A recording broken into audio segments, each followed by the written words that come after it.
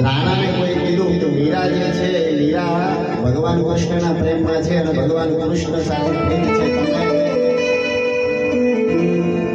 તમે કેવા પુરુષ છો કે જે તમારી સ્ત્રી મીરાના પ્રેમમાં છે? ત્યારે રાણાએ એવું કીધું કે ભગવાન કૃષ્ણ જગતનો તાજ છે, જગતનો સ્વામી છે, એના પ્રેમમાં છે અને ઈશ્વર માટે જે સર્વસ્વ સમર્પણ કરી દે પછી જગતની અંદર કોઈ સામાન્ય રહેતું નથી.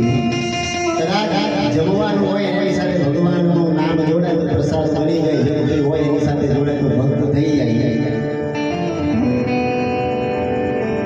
કારણ કે એ જ રાધા જે રાધાએ ભગવાન કૃષ્ણ માટે ખૂબ પ્રેમ વ્યક્ત કર્યો. છેવટે કૃષ્ણ ભગવાન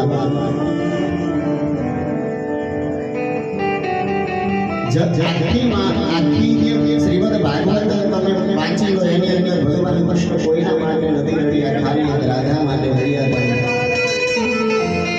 હૃદયના ભાવથી ભગવાન કૃષ્ણ કહે છે